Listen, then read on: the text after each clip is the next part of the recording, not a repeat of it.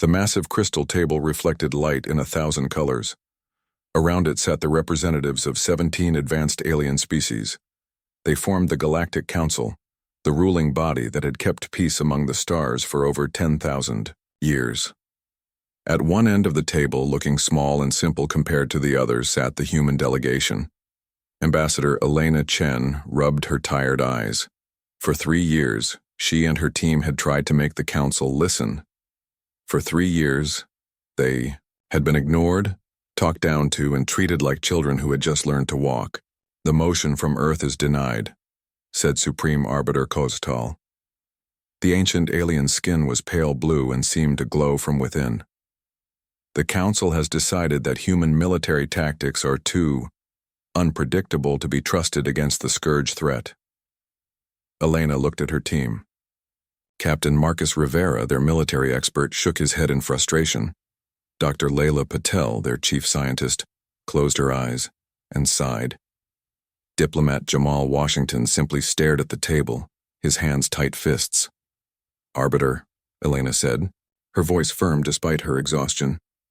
"The Scourge has already destroyed 3 outer colonies. Their hive ships are moving toward Council space. Our plan could stop them before they reach populated systems." The Vraxian Prime Minister, General Zexor, waved a dismissive tentacle.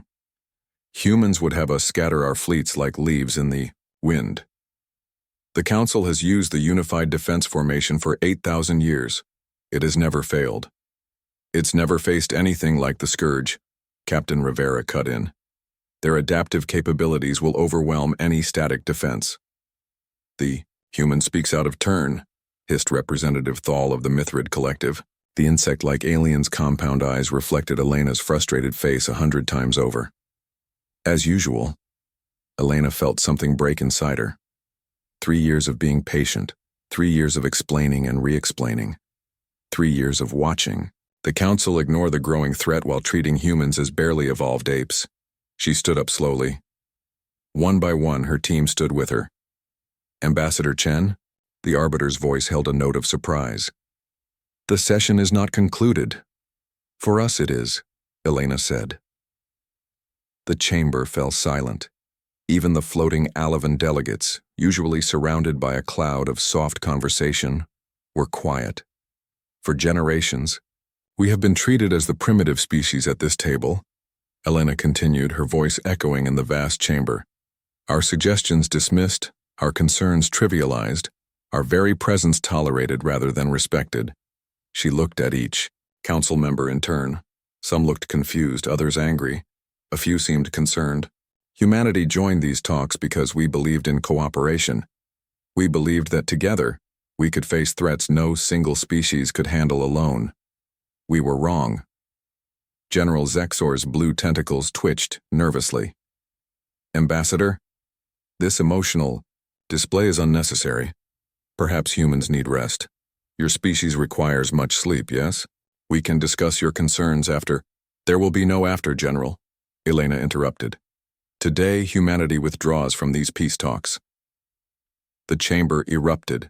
Some delegates stood, shouting in their native languages. Others turned to their neighbors, speaking rapidly. The Arbiter's voice boomed over the chaos, calling for order. "You cannot withdraw." The Tsaric War Emperor slammed a scaled fist on the table. "The treaty requires all species to remain until consensus is reached. The treaty also requires all voices to be heard," Jamal Washington said, speaking for the first time that day. "For 3 years, you have heard our words but never listened," Dr. Patel added.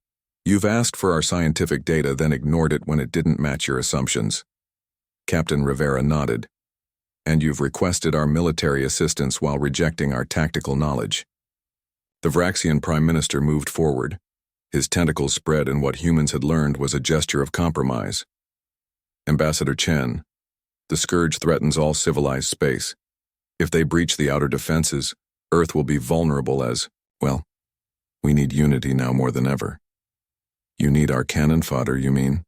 Elena replied coldly. "We are done being your shields." She turned to her team. "We're leaving."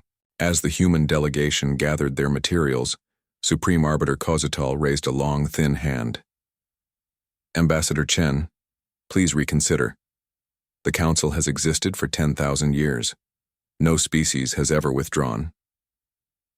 Elena looked back at the ancient alien. For a moment, she thought she saw something like fear in his eyes. Then perhaps it's time for change, Arbiter. Humanity will face the scourge our way. You're welcome to join us when you're ready to listen.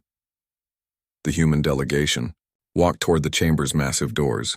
Behind them, the council descended into arguments, accusations, and blame. As they passed through the doorway, Captain Rivera whispered, "Do you think they'll figure it out?" Elena glanced back at the chaotic scene. They'd better, or there won't be a galaxy left to govern. In his private viewing chamber, the Supreme Arbiter watched the humans board their ship. His aide, a young Alavan, floated beside him. "They don't understand what they've just done," the Arbiter said softly. "The humans were never here to be evaluated. They were here to teach us. And we failed the test." The aide looked confused. "Teach us? But they are barely space-capable. Their technology is centuries behind the Mithrid. Their philosophy primitive compared to my people's. And yet," the Arbiter said, "they have survived challenges that would have destroyed more advanced cultures. Their planet's history is a series of disasters, wars, and near extinctions. Each time they have adapted and grown stronger." On the screen, the human ship prepared for departure.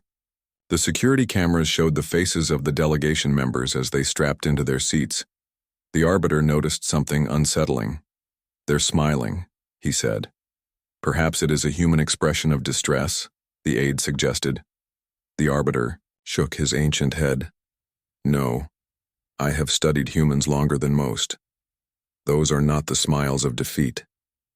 He turned away from the screen. "Those are expressions of grim determination. They have a plan."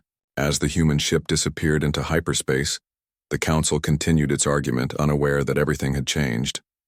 The pieces were in motion, the game had begun, and humanity was no longer playing by the Council's rules.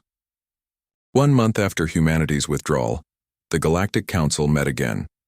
The massive chamber felt strangely empty without the human delegation. The crystal table, designed to change colors to show agreement or disagreement, stayed mostly red throughout the session. "This meeting will come to order," Supreme Arbiter Koztal announced. His voice had lost some of its power. Dark circles had formed under his glowing eyes. "We must discuss the scourge threat. Reports from the outer systems show they have increased their advance." General Zexor of the Vraxians stood up immediately, his blue tentacles waving in agitation. "My fleet has lost 2 battle groups in the Denari sector. The scourge adapts to our formations too quickly. We must change our approach." "Change?" The Tsaric War Emperor stood up, his scaled body reflecting light across the chamber. "The unified defense formation has protected this galaxy for 8,000 years. The problem is not our tactics, but your execution, General." The Vraxians, skin flushed dark purple with anger.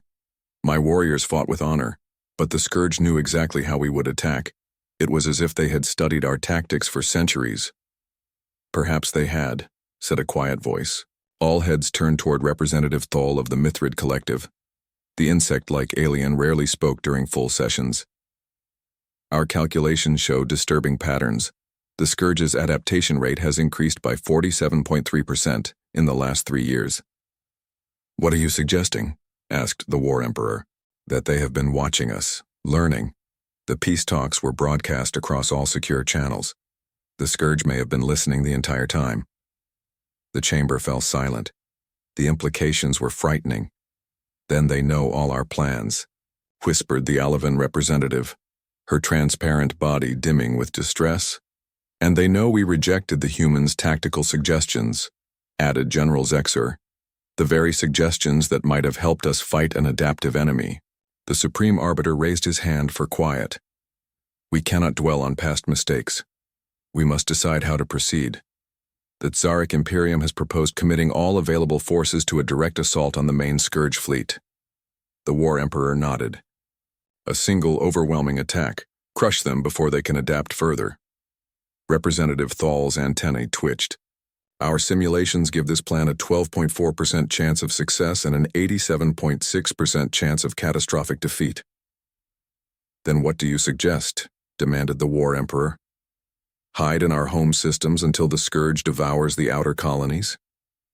Perhaps, said the Alavan representative. We should consider the humans' approach.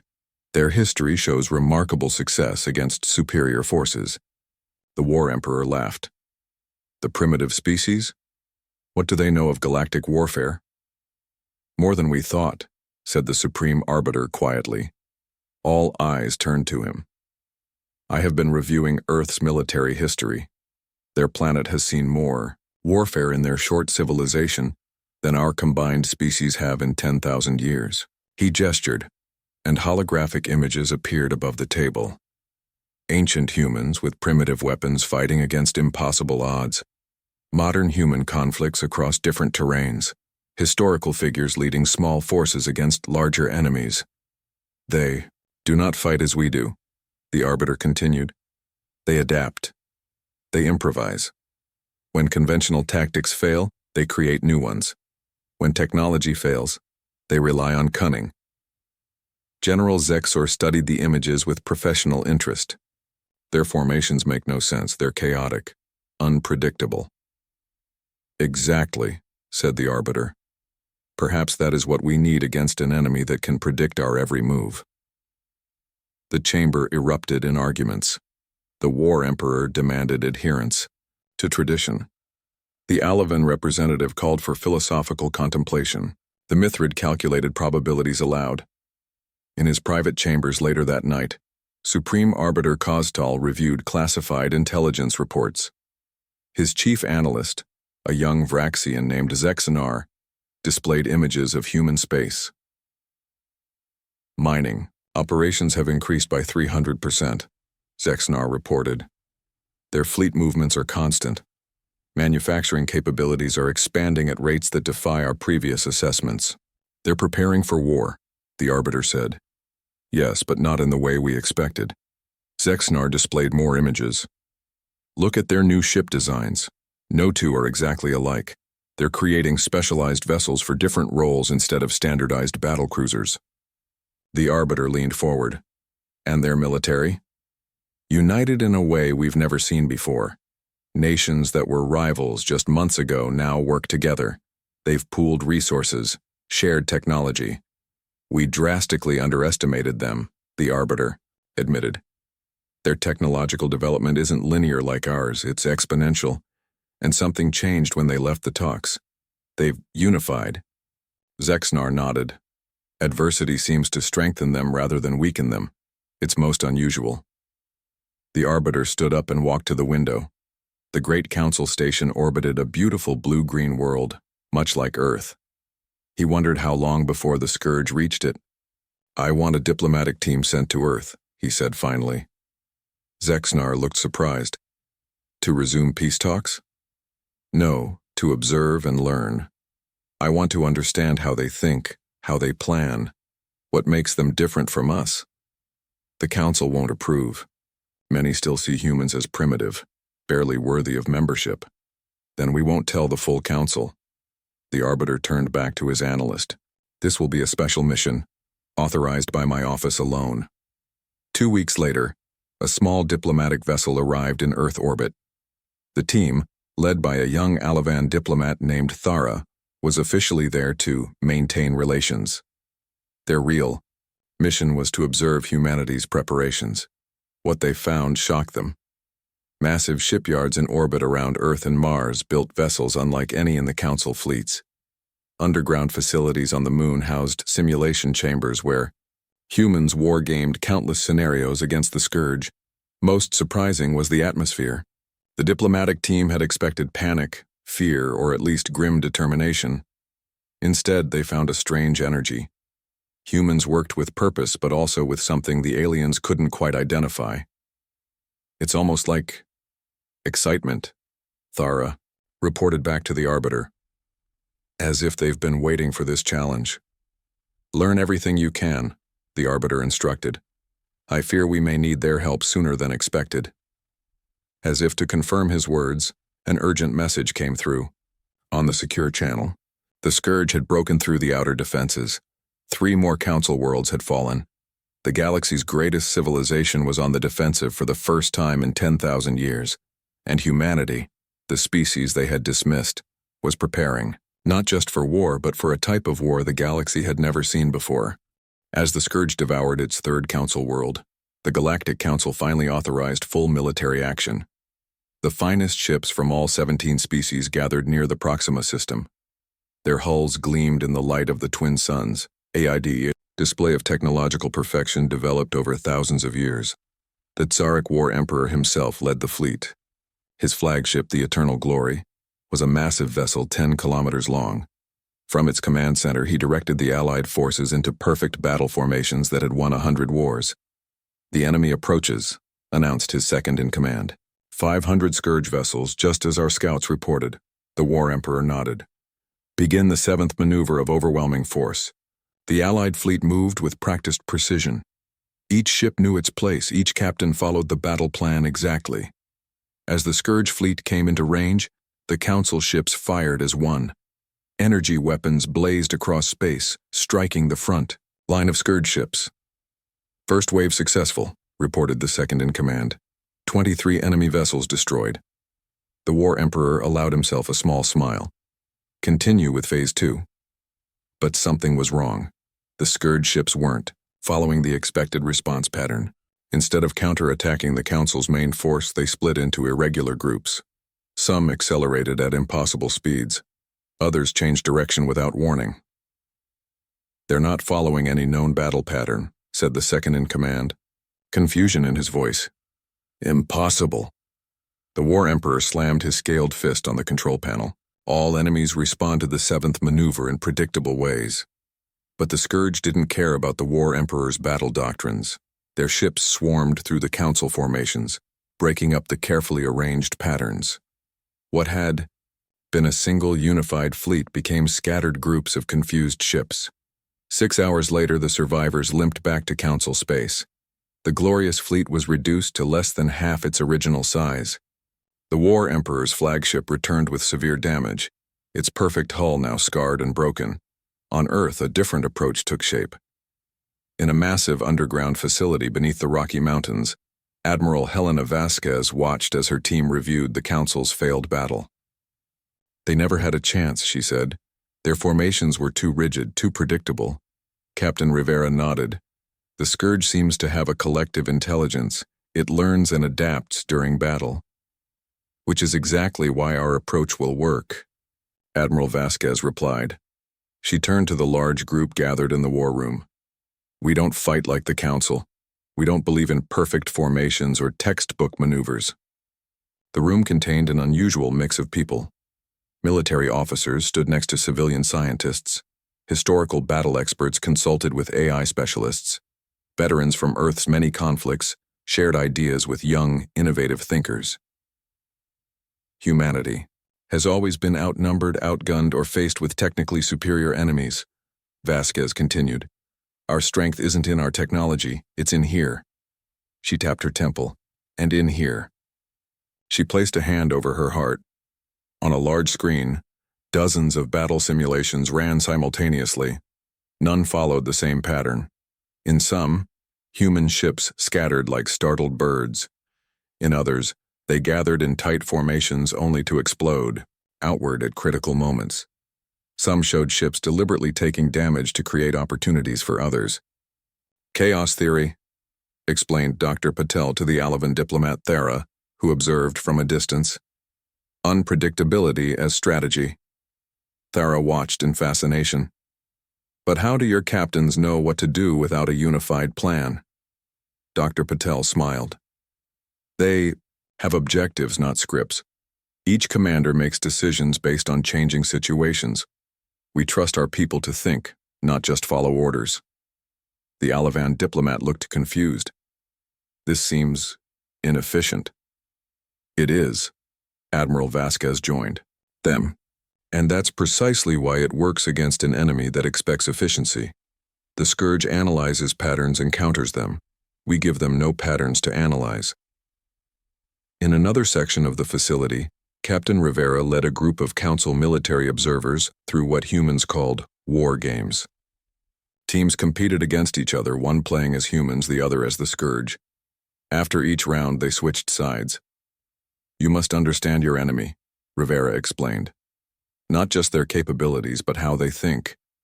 And to counter them, you must sometimes think unlike yourself. A Tsaric officer, sent reluctantly by the War Emperor, watched with growing interest. This is not how we train. We memorize the perfect response to every situation. And what happens when you face a situation with no perfect response? Rivera asked. The Tsaric had no answer. Later that day, the Council's observation team requested a formal demonstration of human military doctrine. They expected to be taken to a simulation chamber or a fleet review. Instead, their guides led them to a history museum. The aliens walked through exhibits showing humanity's long, violent past. They saw dioramas of ancient battles where smaller forces defeated larger ones through cunning. They studied guerrilla warfare tactics, resistance movements, and desperate last stands. I don't understand, said the Vraxian military attaché. Why show us your primitive past instead of your current capabilities?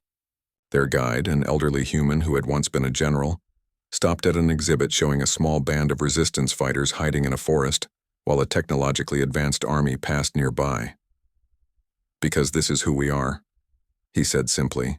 You've been fighting wars of overwhelming force. We specialize in wars of desperate ingenuity. The Scourge has never encountered that before. As the observers departed Earth, they noticed something strange happening across the planet. Humans everywhere worked with urgent purpose, but without the panic the aliens expected. There was a special kind of calm in their movements, their faces, their voices. They're not afraid, Thara reported to the Supreme Arbiter, at least not in the way we understand fear. Explain, the Arbiter requested. They acknowledge the danger. They prepare for the worst. But there's something else. She paused, searching for the right words. It's as if they've been waiting for this moment, as if their entire history has prepared them for an enemy that seems unbeatable. The Arbiter considered this. Do you believe they can succeed where we failed? I don't know, Thara admitted. Their methods seem chaotic, disorganized, but they have a confidence I can't explain, and they understand something about the Scourge that we missed. What is that? That perfect order is vulnerable to an enemy that learns. The humans believe their unpredictability is their greatest weapon. She hesitated before adding, perhaps it's time we learn from them instead of expecting them to learn from us. As the Scourge advanced further into Council space, destroying perfect worlds and perfect fleets, humanity prepared to fight in their own imperfect way. The storm was coming. But unlike the Council, humans had lived in storms their entire existence. They were ready. 6 months after the Council's disastrous battle, the situation had grown desperate.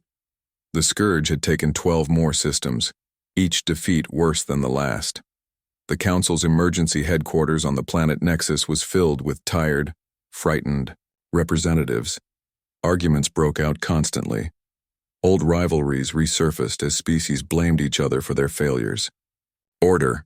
I demand order. The Supreme Arbiter's voice had lost its power. His blue skin had paled to an unhealthy gray. We must work together or we will all fall. Work together? The Tsaric War Emperor laughed bitterly. My people have lost 2 colony worlds while the Alavan consciousness still debates philosophy, and your reckless attacks have only made the Scourge stronger, countered the Alavan representative. They learn from each defeat we suffer. As the arguments continued, a young aide rushed into the chamber. Arbiter, a ship has entered the system. It's human. The chamber fell silent. All eyes turned to the main screen as a sleek Earth vessel approached the station.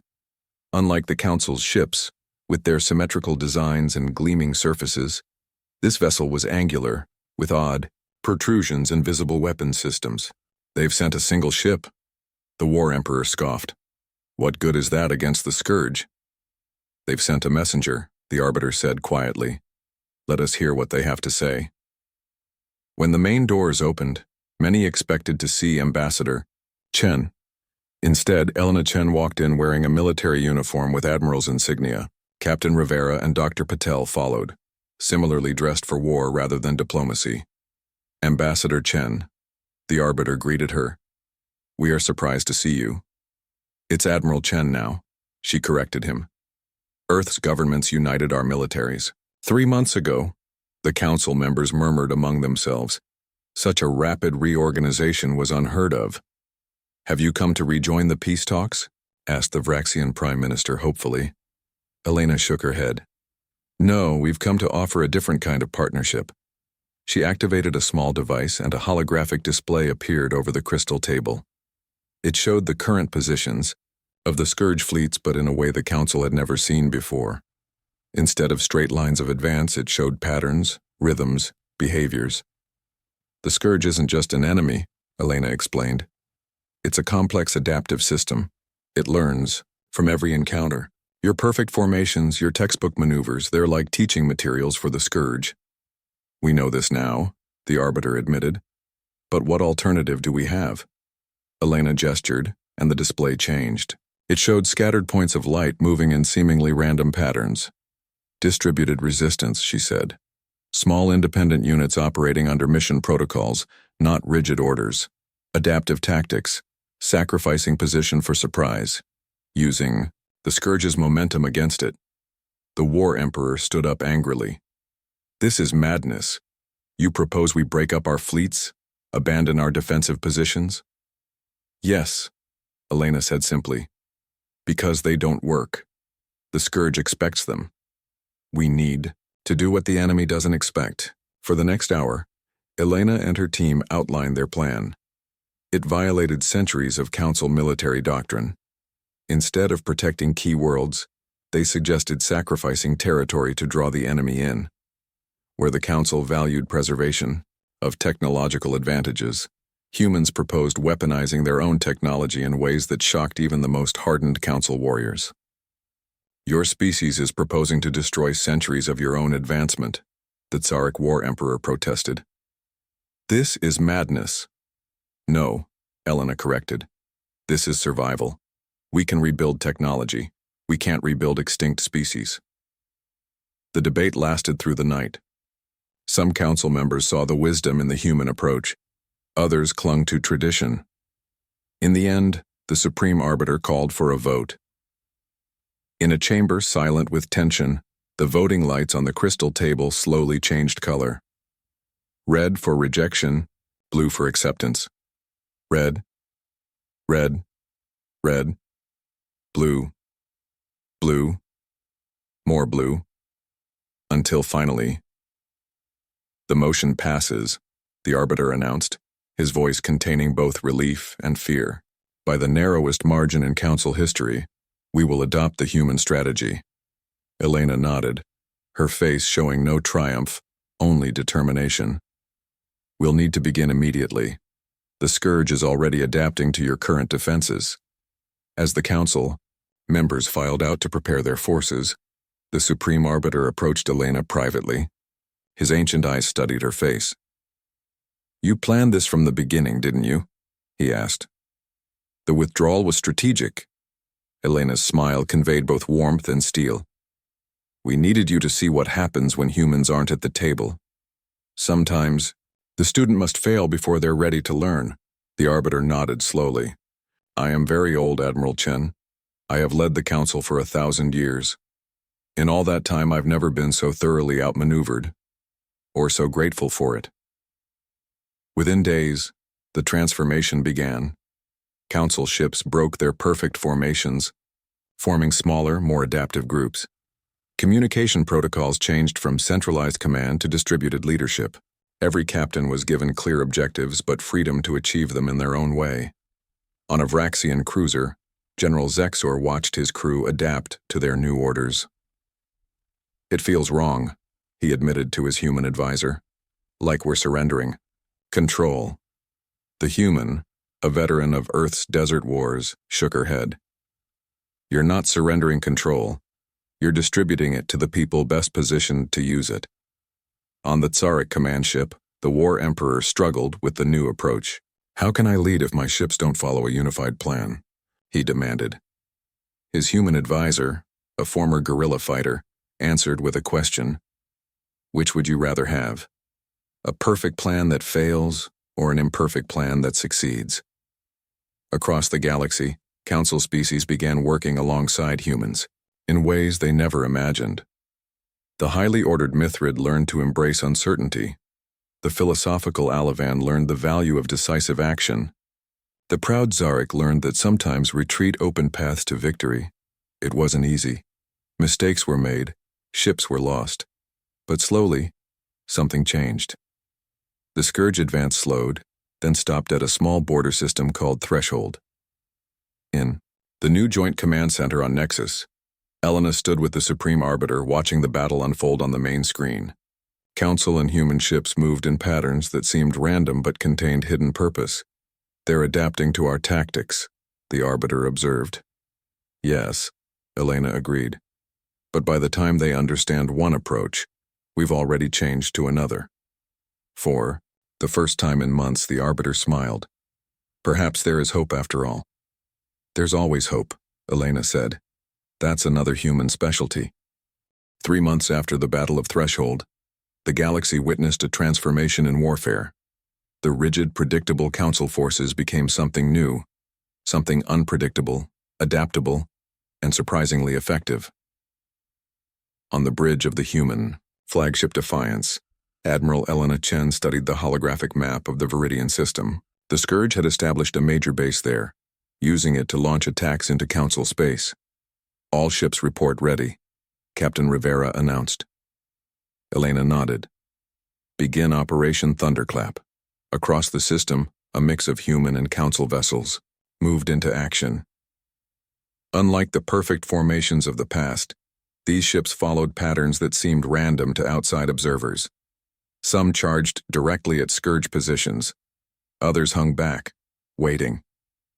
A few appeared to be heading in completely wrong directions. On the Tsaric flagship, the War Emperor watched with growing appreciation.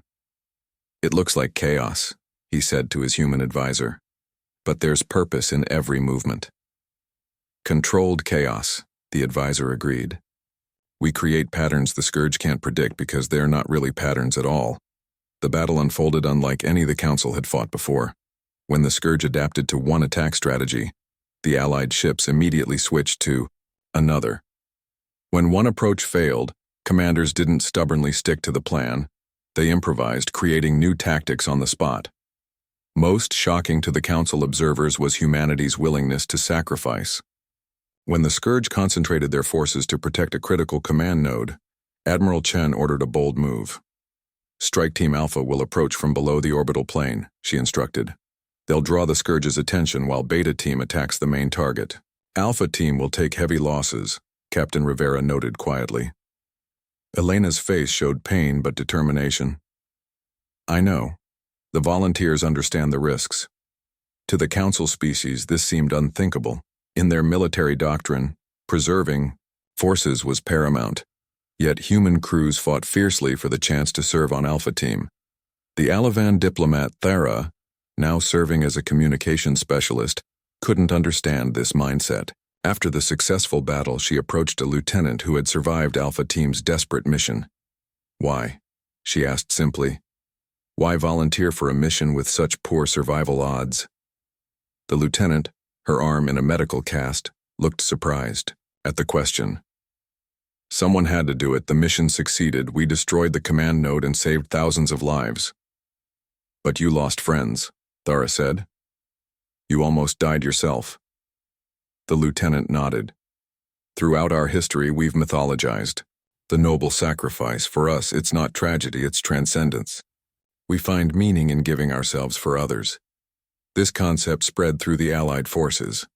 Council species, who had lived for millennia in relative peace, began to understand humanity's perspective. They saw how humans found strength not in avoiding danger but in facing it with purpose. As the campaign continued, the tide slowly turned. The Scourge, accustomed to methodical opposition, found itself frustrated by human unpredictability. Its hive mind, evolved to counter logical opponents, couldn't adapt to human intuition and willingness to embrace chaos as strategy. Not all battles were victories. Some worlds were lost. Brave crews sacrificed themselves in desperate actions. But slowly, steadily, the scourge was pushed back. 2 months later, intelligence reports located a major scourge nexus node, a central hub that coordinated their forces across multiple systems. Previous analysis suggested it was virtually impregnable, surrounded by dense defenses and powerful warships. In the Joint Command Center, military leaders from all species gathered to plan the attack. Traditional Council strategy would have called for overwhelming force, a massive fleet to simply crush the defenses through superior numbers. Instead, Admiral Vasquez proposed something different. "We don't attack where they're strongest," she explained, pointing to the holographic display. "We attack where they don't expect us at all." Her plan drew from ancient Earth naval warfare. A small, visible force would approach the Nexus, appearing to be a scouting mission. When the Scourge moved to intercept, the main attack would come from an entirely different direction. "This will cost 20% of the attacking force," noted the Mithrid representative, compound eyes calculating the odds. "Yes," Vasquez acknowledged. "But it will destroy the Nexus. Without it, the Scourge in this sector will lose coordination." The Council commanders debated the plan. In the old days, they would have rejected such a costly approach. Now they understood the mathematics of sacrifice. Sometimes losing a few ships meant saving many more. The battle unfolded exactly as Vasquez predicted. The decoy force, led by Captain Rivera, drew the Scourge's attention with apparently reckless attacks. Meanwhile, the main fleet, using experimental stealth technology, approached the Nexus from below. The Scourge, its attention fixed on the obvious threat, detected the main attack too late. Though they inflicted heavy damage on the Allied fleet, the Nexus was destroyed in a massive explosion that lit up the system. When the survivors returned to base, something strange happened. Despite the losses, 23 ships and their crews, the human personnel celebrated. They held memorial services for the fallen, but these weren't only sad affairs. They included stories, sometimes laughter, and a sense of pride. A Mithrid commander approached Admiral Vasquez after one such ceremony. "I don't understand," the insect-like alien said. "You lost many ships and crews, yet you celebrate?" Vasquez looked thoughtful. "We mourn our losses, but we also celebrate their meaning. There's an old saying from Earth's history. We judge victories, not by what we gain, but by what would have been lost had we done nothing." Across the galaxy, this perspective spread. Council species began to understand humanity's unique relationship with adversity. Where the Council had built a civilization that avoided hardship, humans had built one that found strength in overcoming it. In a private message to the Supreme, Arbiter Elena Chen explained it simply. "The Scourge is powerful because it has never known defeat. Humanity is powerful because we have known nothing but defeat and learned to rise again." 2 more Nexus nodes fell in the following weeks. The Scourge, for the first time since it appeared, began to retreat.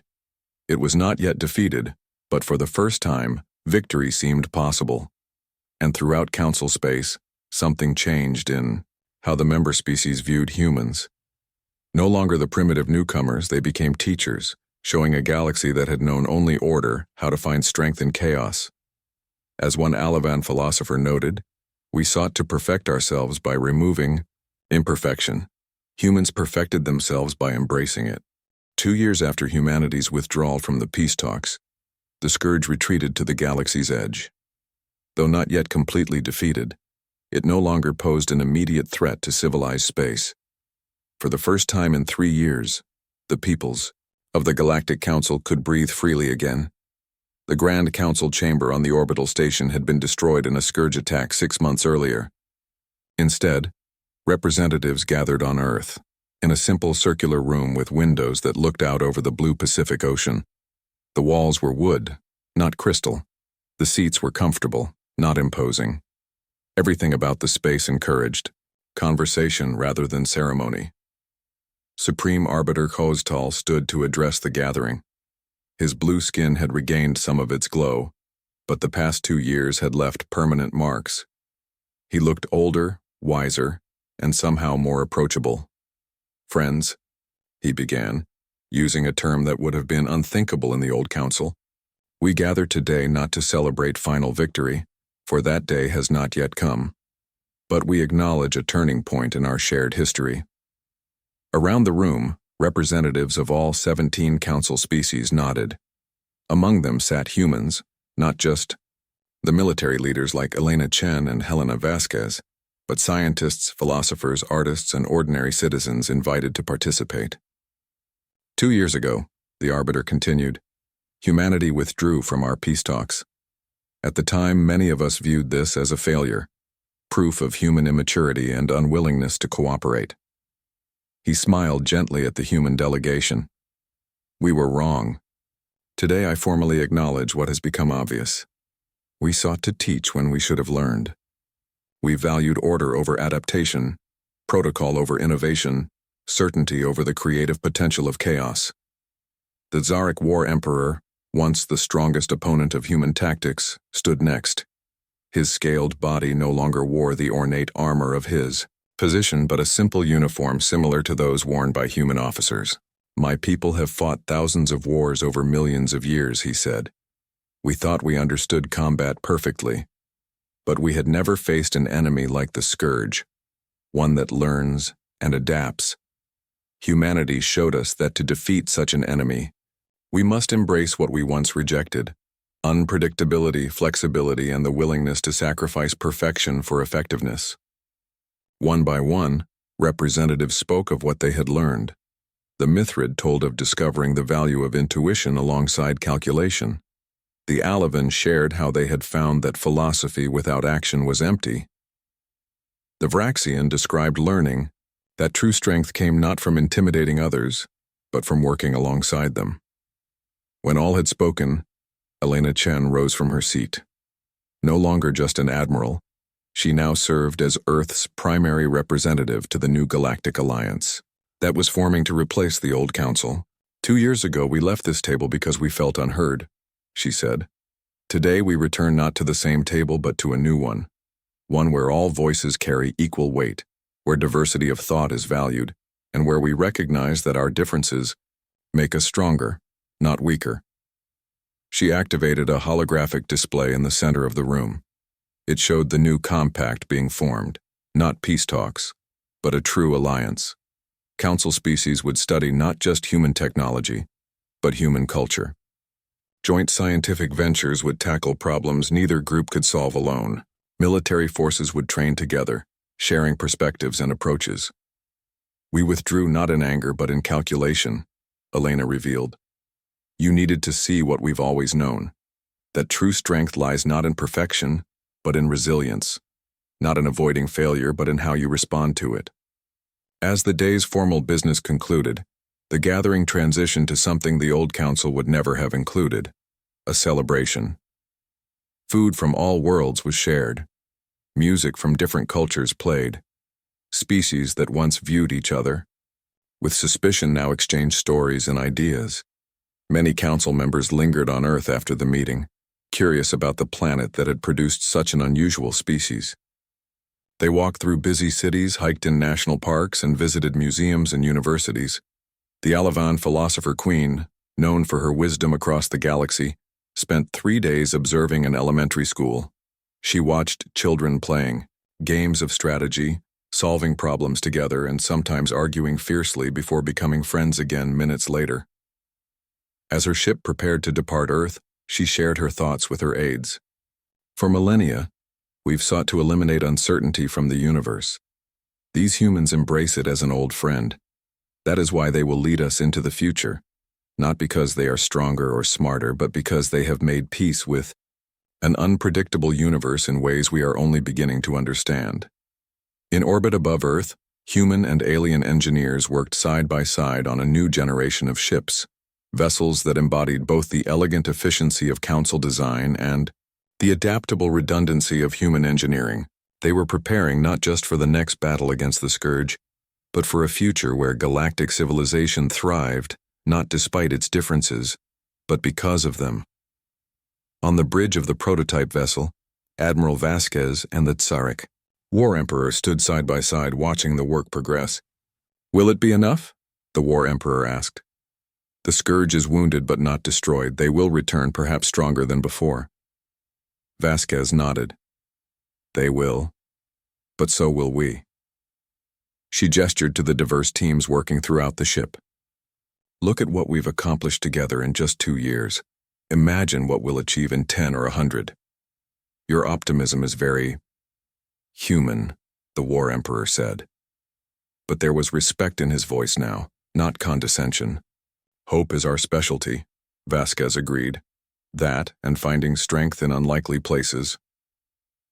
As the sun set over Earth, the Supreme Arbiter stood alone on a balcony overlooking the Pacific Ocean. The ancient alien, who had led the Council through thousands of years of peace and order, watched the waves crash against the shore, constant yet always changing, powerful yet yielding, chaotic yet following deeper patterns. He thought about how much he and the Council had changed, how much they had learned, and how close they had come to missing this lesson entirely.